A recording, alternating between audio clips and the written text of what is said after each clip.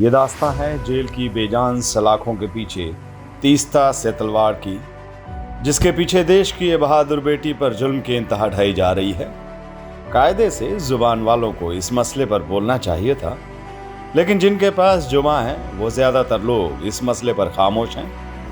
कुछ के जुबान स्वार्थ के धागों से सिले हैं तो कुछ के जहर की प्याली में डूबे हैं।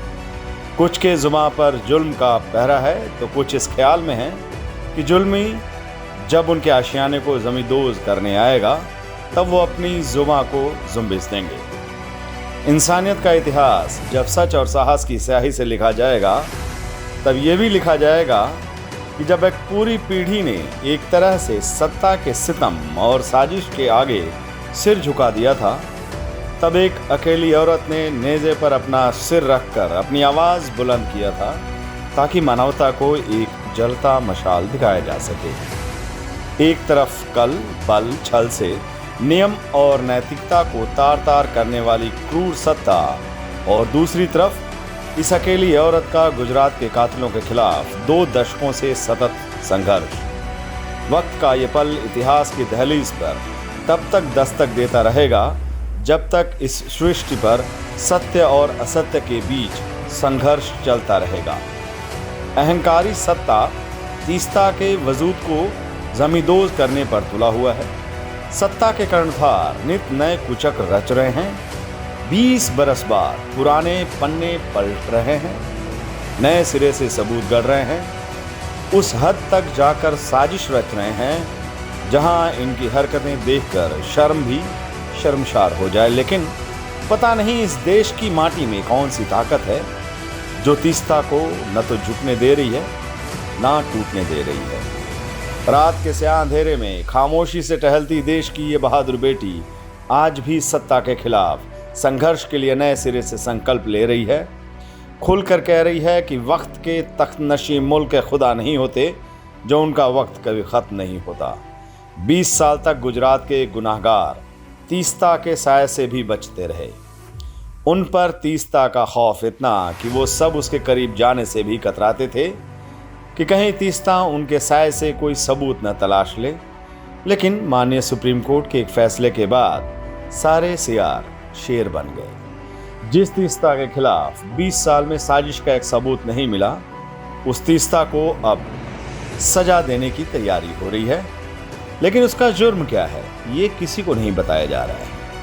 सत्ता के हुक्मरानों के इशारे पर उनके कारिंदे ये सवाल जरूर उठा रहे हैं कि तीस्ता के पास 600-700 करोड़ का मुंबई में बंगला कहां से आ गया। लेकिन उनसे कोई ये नहीं बता रहा है कि तीस्ता से तलवार के दादाजी देश के पहले अटॉर्नी जनरल थे और मुंबई का यह बंगला उन्होंने अपनी पोती को भेंट दिया था।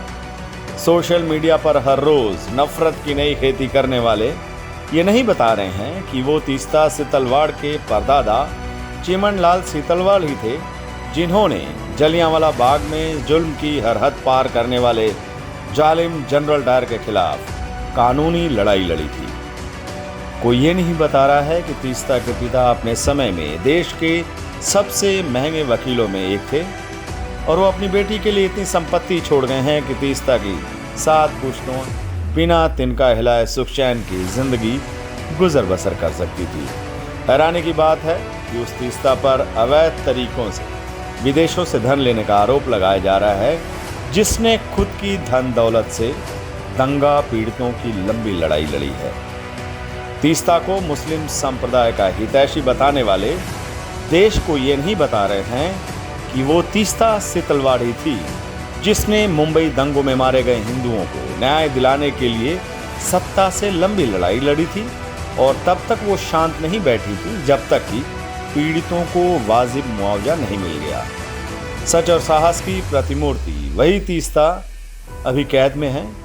जेल की सलाखों के पीछे एक शेरनी कैद है। स्याह रात के अंधेरे में जब वो सिर झुकाए खामोशी से टहलती है तो जेल का जर्रा जर्रा पूछता है कि जुल्म की इस रात का सवेरा कब होगा।